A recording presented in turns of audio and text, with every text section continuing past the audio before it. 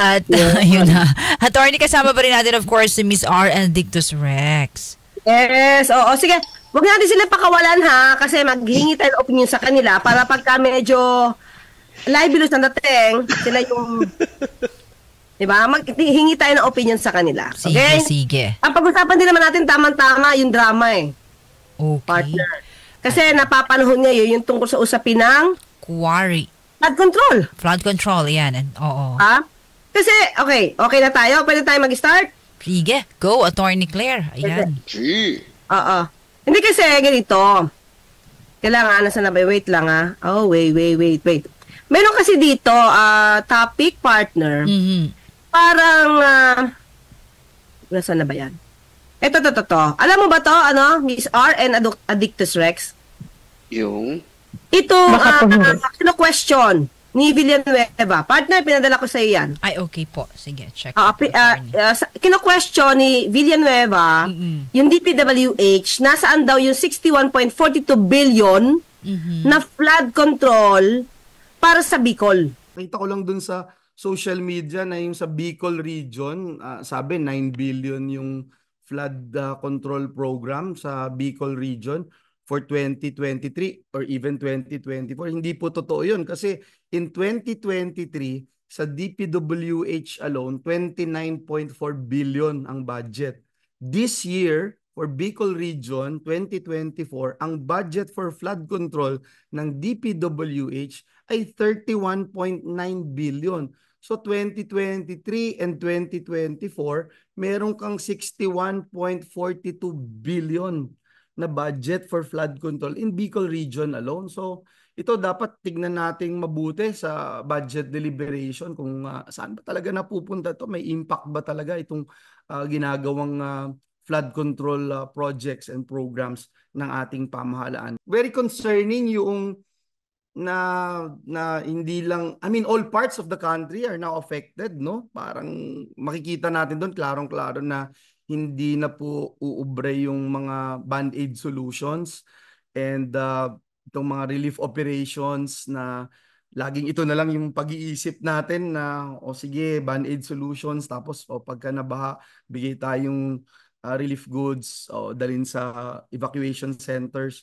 Hindi naman gusto ng mga kababayan natin nagpupunta sa evacuation centers or pumipila for relief goods, kaya kailangan talaga, again, we reiterate yung call natin for a integrated and comprehensive master plan ng ating programa para i-address itong problema ng baha, bagyo, etc.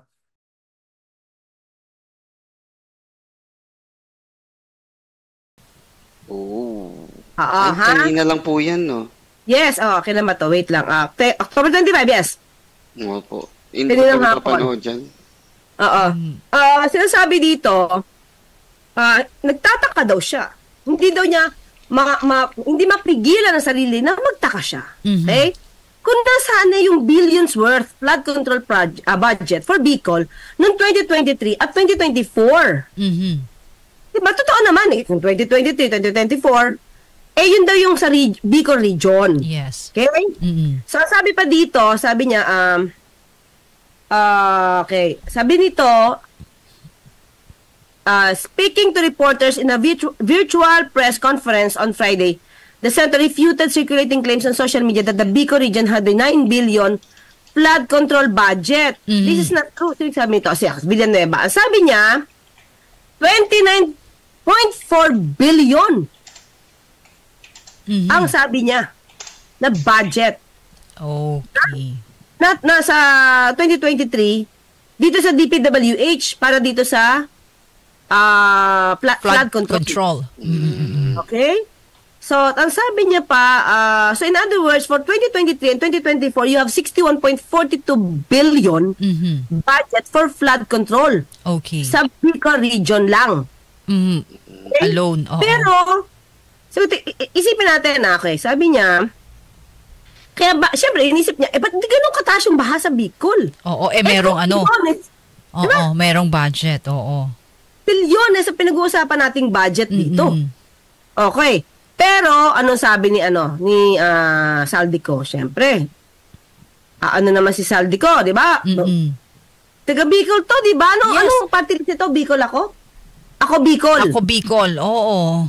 Di ba dapat kung sabi nga ni VP Sara, kung ang control ng budget kay Saldico at kay speaker, di dapat malaki talaga ang maibigay sa Bicol.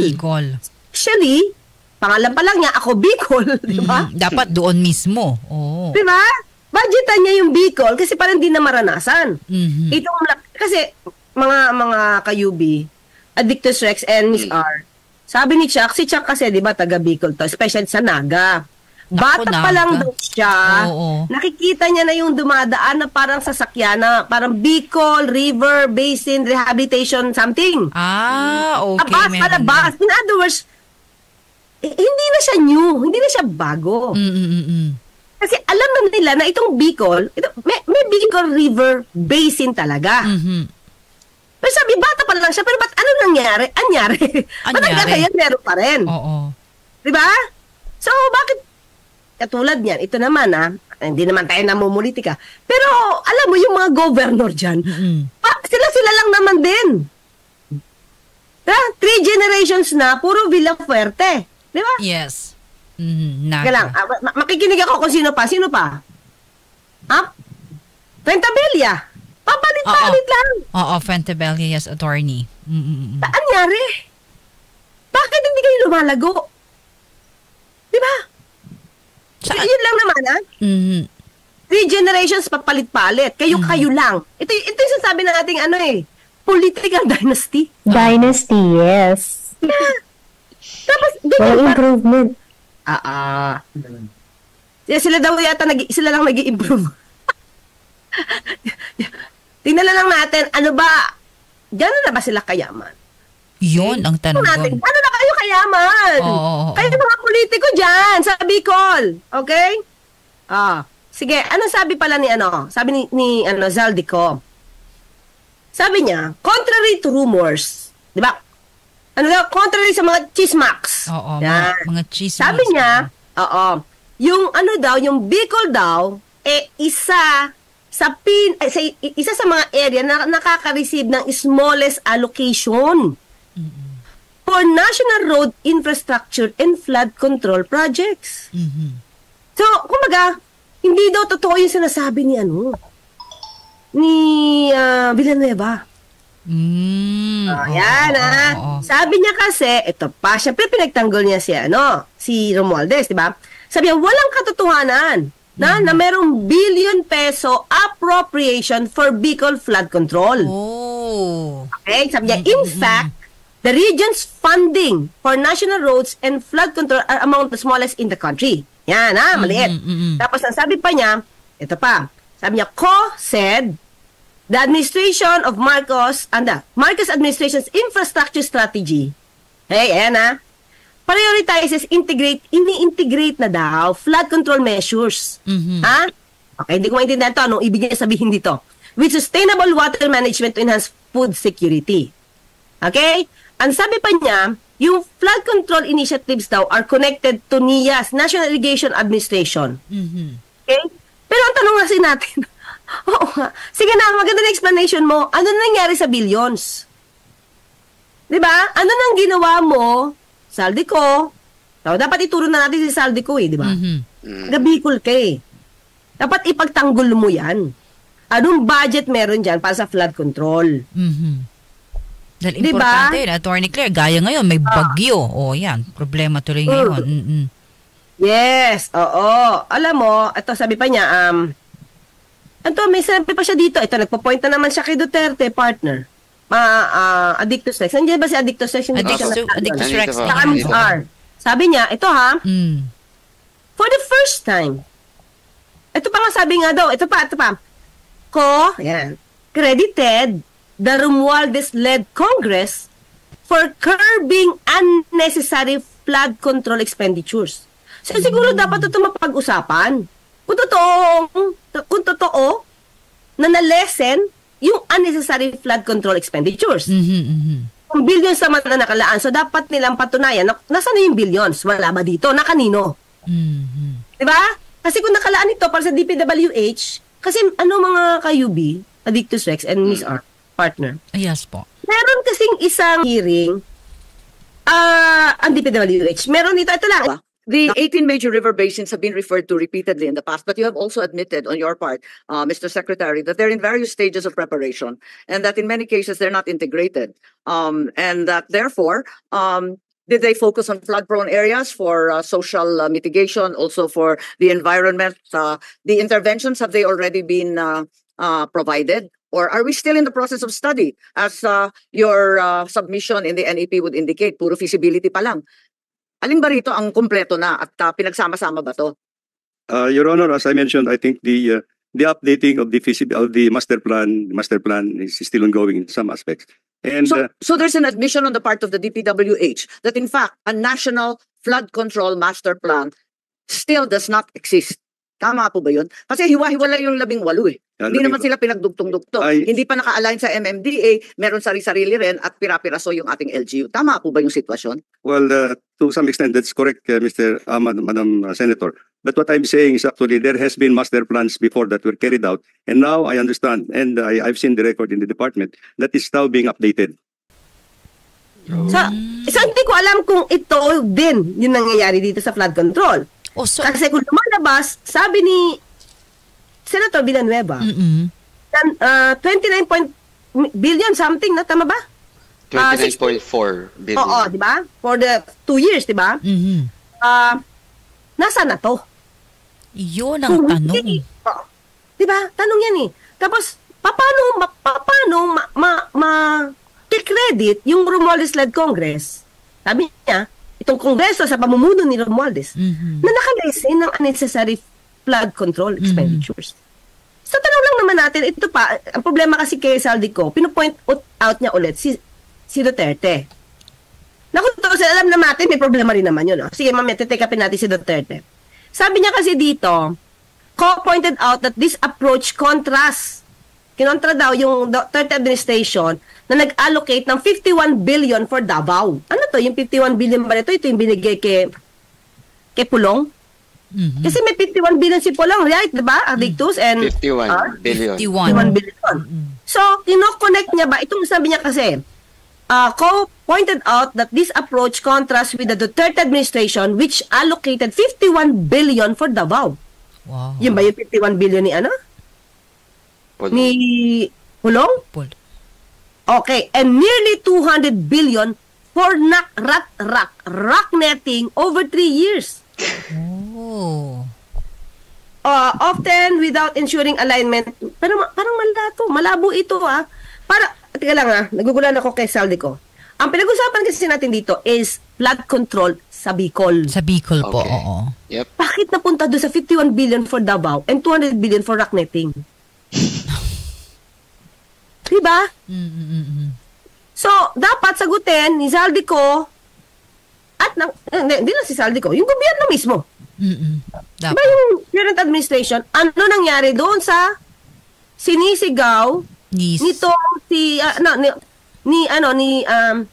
Villanueva, hindi lang Joel. 61.42 billion budget. Laki, Attorney Claire, ha? For 2 years po yan eh. 23 tsaka 24. 2024. Yes, Oo, 29.4 saka isang 31.9. Tama. So, kaya nag-61.42 billion, nasaan na? Okay, ang tanong na naman, sige, okay na. Kung ito nakalaan na, saga to, ano nasimulan? Diba? Kasi, kung malaking project ito, Addictus and Miss R and a partner, hindi tingin ko, hindi siya matatapos ng 2 years. Malaking project to, ha? Oo, totoo. Hindi agad 2 taon, Attorney Hindi Claire. ka kaya nito. Kung halimbawa, hukay to the max, magkakaroon ng magandang drainage sa ilalim na kayang, napanood niyo ba yung pelikula ng Spider-Man? Yung, kung saan sila nakita ni Lizard? Ano pangalan ni Lizard? Tatanong ako. Lizardman. Ano pangalan? Lizardman. Si Lizard. Ano pangalan yun? Si Doc. Yung Lizardman talaga. Doc Connors. Ang pangalan niya, Lizard? The Lizard. Di ba? Nakita niyo yun? Nung nag-aabang si Spider-Man yung sa ilalim sa drainage nila, remember? kayang magpatong siguro ng 3 truck sa laki doon. Kung daluyan ng tubig yun, hindi na babaha. Diba? Kung ganun yung project, di tayo magtataka kung bilyones to. Pero hindi siya kaya ng 2 years. Oo, attorney, matagal. So, OMG, kung dredging lang yan, Addictus Rex. Alam nyo ba, na yung dredging lang, hindi siya talaga hindi siya long-time solution. Apo. Sa perennial flooding. Okay? Kaya nga may issue dito Merong minakapag-discuss kay Pinoy dati na hindi kailangan magkaroon ng dredging sa, ano ba yun? Dito sa Laguna Lake? Laguna de Bay? Laguna de Bay. Parang meron dapat, kasi it will worsen daw something. So dapat maaral ito. Apo. Kasi yung dredging una, nagiging source of corruption yan. Diba? Saka hindi sa long-time solution. Kung alam na ever since, hindi pa tayo pinapanganak nung panahon na to, na may Bicol River Basin na, ano ba? Dredging pa rin ba ang magiging solution nyo? Diba? So talaga, dapat long-time solution to. Kasi dating ang panahon, especially with the global warming.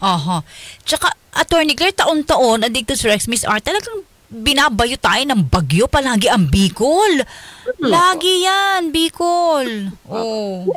Kasi daw explain natin nadinig natin to sa explanation ni dito sa isang news partner. Katulad sinabi ko, alam na ni Chuck, ever since, the Bicol Raven Basin sila. Di ba? Nakikita nga niya yung bus na dumadaan about rehabilitation, di ba? So, ibig sabihin, ever since, alam na nila. Bata pa siya, elementary. So, sabi niya, sabihin ko daw kung ilang taon, sabi ko, ayoko malalaman nila edad mo, wag na. Di ba? So, yan. Ang sabi kasi partner, yung Bicol, especially Naga, may daluyan yan, ang tawag nga dyan ay Bicol River Basin. Okay? So, ang daluyan ng tubig dyan, ay dapat papunta sa San Miguel Bay. Okay? Okay, ang Bicol, ang Naga kasi is, para from Mount Isarog, yung tubig doon, babaksak talaga sa Bicol River Basin. Tama ang Naga. Tamaan yan. So, ilan ang bundok doon na pwedeng daluyan ng tubig, papunta doon sa Bicol River Basin, papunta sana sa San Miguel Bay. So, ano yan? Mount Isarog, Mount Asog, Mount Malinaw, Mount Masarga, at saka Mount Mayon. Dami, Attorney Claire. Dami, di ba? So, daluyan. Ang problema pa nito, maliban sa quarrying, Addictus Rex, baka yung puno doon, hindi na maganda yung mga, magkakaroon illegal logging. Wala, nakalbo na. Deforestation, pangit na. May nakakalbo, so ang dating ng tubig, di ba? Pagpaksak niyan, wala na mag-a-absorb ng tubig. Diretso agad sa baba. Kasi wala na puno, wala na. Diba? Wala nang, sisip-sip na puno, Yes. Madagdag ko lang po, Attorney. Okay, Si Elizalde ko. Pagkaari niya yan Siya yung paggawa ng mga pumping stations doon Yung 2 billion worth of pumping stations daw na pinagawa niya, they were not working. Ano nangyari? Naku po, di sayang. So waste of money. Pera ng taong bayan ito, ha? Yes. SunWest Corporation. 2 billion worth of pumping stations were not working. Sana ito, Attorney Claire, Addictus Rex, Miss R, makakatulong. Tama. Para sa pagbabaha, no? Ganito mga bagyo. Yes. Tandaan nyo. Ang tanong natin, si Saldico, may ari yan ng Misibis Bay Diba? Ito is isa sa pinakamahal na resort sa Bicol. Camsur yun, Camsur. Gaspi? Sana, kung kaya niyang pagandahin na kanya Misibis Bay, bilang leader naman, ako Bicol, di pa ayos. Dapat bilang finokus niya, Attorney Claire. Naku Di ba? po. Hindi, kung 2 billion yan, hindi, sana lang ito.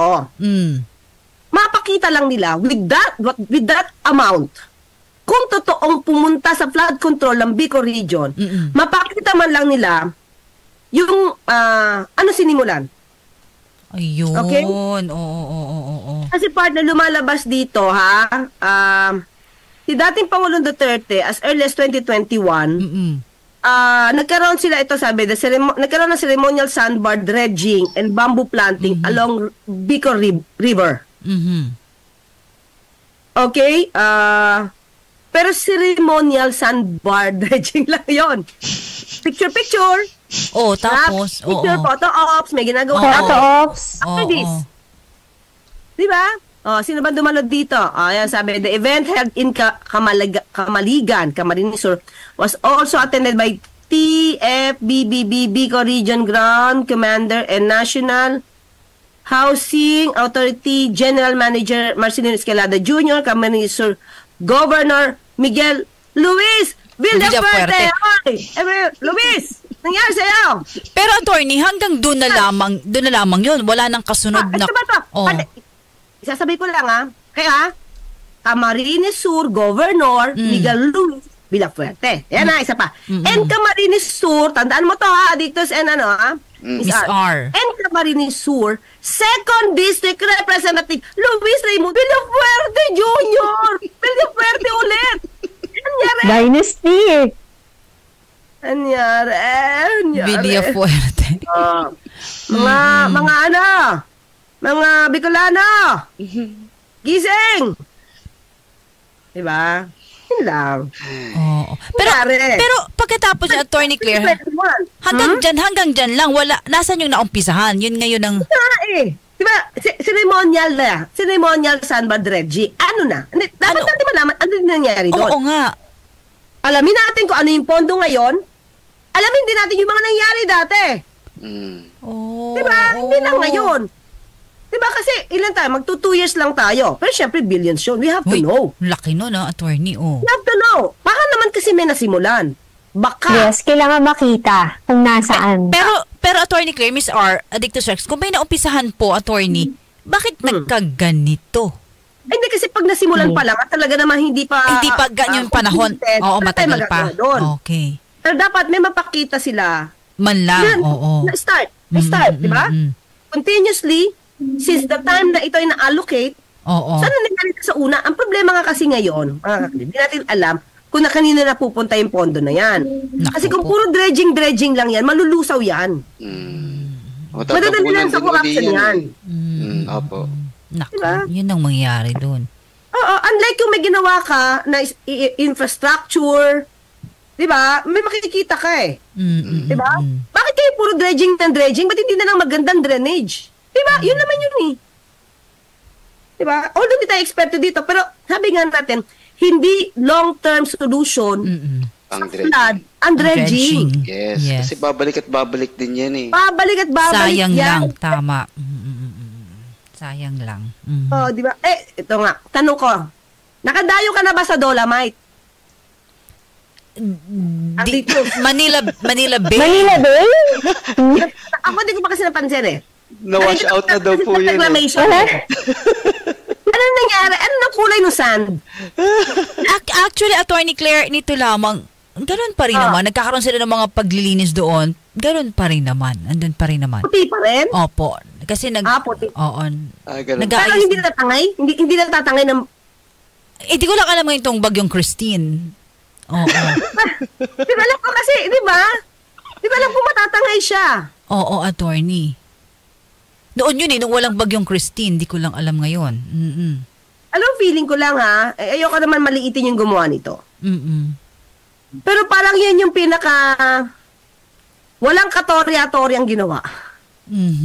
Pinakasayang na pera. Sayang? Bakit kailangan mong i-white sand ang hindi naman talaga white sand?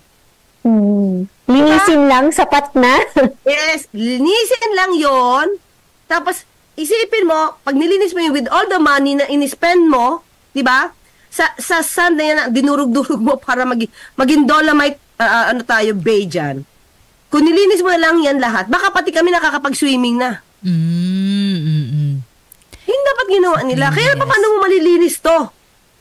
Kung may reclamation ngayon, Ay, wala ang din. dami kasing proyekto ng gobyerno, saan ba ito pisinimula? Siyempre, kay Duterte. Imagine mo, kailan to? During the time na may pandemic, Oo nga, no? instead na gastusin sa mga tsuper na nagugutom noon. Nawala ng ng pasada, Attorney Claire. Di ba? Mm-mm. Yun. Okay, tanungin natin ngayon. Tanungin natin ngayon si Adictus. Ayan, Adictus. Adictus, mag-ready ka ng sagot mo. Nasaan si Adictus? Oo, nawala. Adictus. Oh. All recitation. Adictus! Yan na nga ba, alam mo kasi, kapag talaga may tinatago, hindi uma-attend sa hearing, tulad ni Adictus. Okay ba yung Zoom ni Okay ba yung Zoom ni Adictus Rex? Ayan. Hindi si Miss R na lang. Si Miss R muna. Miss R muna. Tawa-tawa si Miss R eh. Oh. Naku, kinakabahan ako, Atty. Hindi ka makukontempt. Hindi, kasi ganito, di ba? Although, sabi natin, yung panahon ni Pangulong Duterte, hindi natin nakita yung mga ibang trabaho niya. Pero tingin ko, na may bagong administrasyon, okay rin din naman mabubulat-lat. Ano ba nangyari before? Diba? Dapat mabulat-lat ko ano nangyari before, ano nangyari sa pondo na yan, na mukhang hindi ito na account ng COA. Dahil ang COA takot. Yung panahon ni Pangulong Duterte, ito, partner, hindi ko to na-discuss dito. Attorney. Na-discuss ko to sa live mo. Live ko. May news. Ito, alam na ito na Adictus eh. May news. Partner. Na ito si dating Pangulong Duterte, pinagbantaan niya. Joke man to o hindi. Pinagbantaan niya yung mga taga-COA. Na ipapakidnap niya at patatorture niya. Alam mo ba yun? Diba? Kahit joke yun, may chilling effect yun eh. Diba? So, ang ngayon dapat siguro ang gawin ng gobyerno, una, itong si, kung sino man yung naghawak ng bilyones na to, i-prove lang ano muna ginawa mo doon sa bilyones. Kasi may nag-allocate na ng fund dyan eh. Tama. Ang laki, ha? Diba?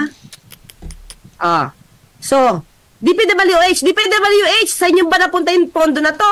O napunta sa unprogrammed funds? Nako po. Diba? Dapat we have to know that. Kasi yung sinagot ni Saldi ko, hindi ko maintindihan eh. Hindi ko maintindihan. Hindi malinaw, attorney. Bakit niya pinapasok yung 51 billion ng Davao? We were talking about Bicol. Correct. Redirection. Diba? Wag natin ilihis. Ikaw na ba, ngayon na pagsasabihan ng diversionary tactic nito eh. Diba? So, nililihis eh. Pero tingin ko, may responsibility din si PBBM dito. Command responsibility. Ayan, sumasagot na si Adictus Rex. Pwede na tayo magtanong. Ayan, Adictus Rex. Ayan, ready ka na. Kung ikaw, neutral na tao, di ba? Hindi naman natin sabing opposition. Diba? Neutral lang. Ordinaryong tao. Nagbabayad ng tax. Diba? Ano ang pwede mong sabihin kay PBBM ngayon na siya nakaupo patungkol dito sa nangyayari sa Bicol? Sige. Doon sa baha? Yes. Pangyayaring ito. Opo. Tatanong ko sa kanya kung alam mo ba kung ano yung plano para sa lahat? Do you see the whole project for the nation's flood control mismo? Kita mo ba? Yes. Kapag hindi niya kita yung kabuuan, kapag parte-parte lang, walang kwenta yun. Correct. Kasi isang, let's say parang Lego, isang part niyan, barado, barado na rin kagad lahat yun. Lahat yun, isang buong linya dapat malinis. Parang farm to pocket road, dapat rekta yun. Oo. Ganun po yun. Rekta saan? Dapat from the mountains, coming down to the basin, going out to the sea. Rekta dapat yun, walang putol. Ala ko sa bulsa. Iba yun, Attorney Claire. Ako yung mali. I'm sorry. Ako yung nagkamali kasi yun yung nasa isip ko. Tama pala, diretso sa dagat. Dagat, Attorney. Opo. Yun. Sa lahat ng mga probinsya na dadaanan nung bahang yun, from Cagayan to Tarlac, Pampanga, hanggang sa boom! Hanggang sa dagat. Alam mo kung bakit? Kasi konektado naman, ginawa naman ng Diyos ito mundong to, ginawa ng Diyos na hindi naman bumabaha before. Ibig sabihin kasi daluyan ng tama. Oo, Attorney. Yan yung pagkakagawa. Kaya nga, may daluyan. So, huwag yung harangan yung daluyan. Yun ang nangyayari ngayon. Yun ang nangyayari ngayon. Bakit? Diba? Bakit? Bakit? Pera ka din. Alam mo na kung sino yun, ha? Bakit? Kasi, partner, kung sino lang nagtatayo, tayo na lang tayo. Okay, ito politika pa rin to eh. Tayo lang tayo. Kahit mga informal settler, nahaharangan yung mga daluyan. Okay? Di ba? Kahit maliit lang yan, daluyan pa rin yan eh. Dahil walang political will, at kailangan nila yung mga informal settler na butante, di na nila mapapaalis. Correct. At pag pinaalis mo yan, kalaban mo na naman, urban poor. Ang hirap. Saan ka ba Bibigyan pa nga lalagay? ng ayuda para magstay. Saan lalagay? Nako, Attorney Claire. Diba? Tapos pag nasunugan, kasi iba gumagamit ng kandilan, everything. Punta kayo ng LGU, bibigyan ng pang-semento. Dapat concrete na bahay. Nakikita niyo pa minsan, nakikita mo namin, nakita sementado na. Yung dating barong-barong, sementado na. Pag nasunugan. Yun di ba? Tapos, paano na ngayon yung daluyan? Yung mga, alam mo yung mga estero? Yan. Kahit maliit lang yan, daluyan yan. Oo. Di ba? Tapos yung iba, mga nagpapatayo ng mga malalaki, ito naman, doon sa estero, na informal setup. Yung mga nagpapatayo naman ng malalaki mga kondo, ganun din. Di ba? So, nagagawan ba ng paraan ng LGU? Hindi. Bakit? Kasi may sariling kondo na si Mayor pagtayo ng kondo. SOP yan. Talaga. Tradition. Ay, ang laki nga ng problema natin, Attorney Claire. Nako. Ang problema natin, ito mga nangangako, na kayo mahihirap, mga pobreng mahihirap. Paggagainin ko ang buhay nyo, bagong boses tayo. Bagong boses. Bagong mukha. Hindi, lumang mukha. Bago. At walang boses. Mga walang boses na lumang mukha. Tahimik lang. Okay, di ka si Miss R, di ka makakaligtas, Miss R. Miss ikaw, R. Kunwari, ikaw ang DPWH Secretary. Nako, ayan. Nako po. DENR Secretary. Hindi, doon tayo sa DENR muna. Magiging dalawang position mo dito, Anong ipapayo mo muna? Tanggalin na natin si Secretary Loizaga. Iba pa? DENR. Ano ang ipapayo mo kay PBBM tungkol dito sa nangyari sa Bicol? Siguro dapat yung budget talaga na binigay sa akin, umpisahan. At kailangan makita ng taong bayan na may ginagawa. Miss R, tingin ko dapat una mong sabihin ito. Thank you, Mr. President, for appointing and removing Secretary Loizaga. Dapat yan muna, nagpatay ka muna. Now I will work. Sige, go. Now I will work. Change is coming. Daming tawa ni Addictus Rex. Okay. Para ano lang, Gina Lopez? Gina Lopez, yes. Gina Lopez. Yes. Change is coming. Change is coming. Change is coming. Tapos ganito, Addictus Rex. Diba, Gina Lopez, dating niya, diba? Ala, reject Commission on appointments. Hindi napapasa. Tanggal ka kagad. Hindi papasa, Miss R. Hindi na makakapasa ka. Bakit? Ang daming mga nasa paligid ni PBBM na nasa mining industry. Nako po. Yun na. Nako. Una na yung pinsan niya.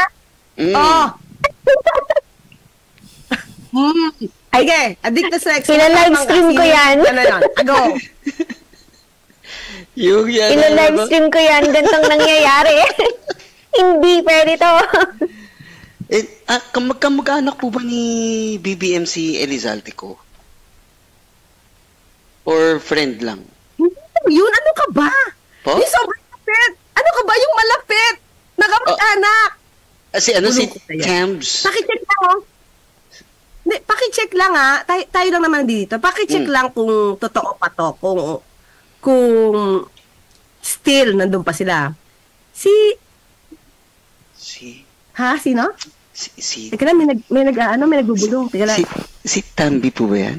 Name niya, ang middle name niya, Teka lang, may bubulong sa akin. Teka, usap ako. Sino? May bubulong. Okay. Yung apelido, middle name ni PBBM.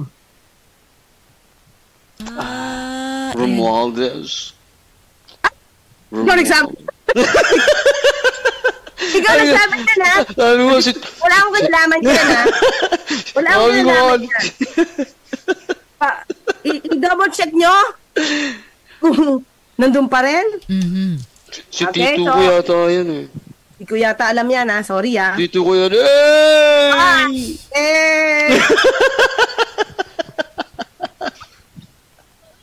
Diba? Kung ang problema, imaginein mo, sabihin ba naman ni Secretary Loizaga na yun nasa mining industry, tutulong, aber? Pagkatapos may mamamatay, saka kayo tutulong, ano ba yan? Ano, kabaong bibigay nyo? Oo nga. Diba? Napaka-ironic nun. Opo. Diba, dapat pinangangalagaan nyo yung kalikasan para maiwasan to. Hindi yung legendary active. Oo, diba? Dapat proactive. Proactive. Ano nangyayari kapag meron ng sakuna, saka parang tutulong kami. Oo, may mga nawawalan na ng buhay, namamatay na. Mas importante po yung zero liabilities kaysa sa zero casualties. Tama. Diba? Yun yun. Ayan, napapainom tuloy ng tubig si Attorney Claire. Attorney, oras natin, 9:04. Ayan. Yes. May live stream tayo, 9:30. Sige po. Sige na. Sige na, go na tayo. Thank you so. Si Addictus Rex muna, Addictus Rex. Sa mga mga ka-Generard natin dyan. Good evening sa inyo. Addictus Rex. Teka lang. Ito na lang. Alamin nyo, tayo lang naman nakadinig. Apat lang tayo, apat lang. Sige. Alamin nyo, nung panahon ni Pangulong Duterte, bakit na hindi nakapasok itong si Gina Lopez? Sino ang nasa paligid ni dating Pangulong Duterte na nasa mining industry? Yan ang ating amin. Letter D. Tama no? Letter D, no? Teka lang, may pipit ako dito. Di ba letter D? Pipit? Teka lang. May pipit na ibon. Mukhang mapapa-research ako ng matindi niya na. May letter D. Malakas yun. Sige, abangan natin. Okay. So, yan. Dali si Gina. Kasi ang higpit niya eh. Oo. Sa mga commissioner on appointments, meron din. Naku po. Ito sa commissioner on appointments pa noon ni Duterte, meron din. Sa mga sa mining industry, yun naman pala eh. Kaya pala talagang tsugi. Maraming congressman. Sino si Irise? Ay! Nadulas, Attorney Claire. Yan? Ay! Aanin ko muna yung bibig sa sarado yung hindi na mag-search yan. Attorney, akala ko usapang batas to eh. Parang chika minute. Parang naging chika minute, Attorney. Ang galing ng ni Attorney. Kayo na bahalang mag-research. Marami na kayong materials. Alam mo. Para may trabaho tayo for the next 2 months. Attorney, ganun ba? Marami na kayong materials. Kayo na magtrabaho kayo. Okay. Ayan. Addictus Rex? Thank you po sa mga ka-Genard natin, mga ka-UV, mga MIP. Oh, ka-Genard! Oo nga. Talagang binabati yan ang ka-Genard. Genard. Daming tao ni Genard! Genard! Ka-Genard. Genard. Wow. Balang araw po, magkikita din tayo. Yung mga kabatas, mga pragmarites, mga kabageras, katambays, mga kaloyals, mga tropa pips. Good evening. Yeah, thank you. Si Miss R? Attorney Claire? Miss R? Yes, happy Friday, everyone. Kita-kita tayo mamayang 10:15 sa channel ko tungkol sa bagyo. Mga aftermath, magchikahan tayo. Magre-research ako, mamay. May oras ka pa. May bagong topic si Miss R. Thank you very much, and Addictus Rex and Miss R. Of course, happy weekend. Yes. At muli po happy sa weekend. Ngalan po ni Radyoman Rod Marcelino, ayan, Radyoman Jenny Pahilanga, Attorney Claire. Bye. Sa Lunes. Pero mamaya may live stream tayo sa Batas with Attorney. Yes, the kids. Yes. So hanggang sa Lunes, magkita at magkarinigan tayo. Ako pa sa Attorney Claire Cas, nagpapalala, magtulugan, inyong karapatan.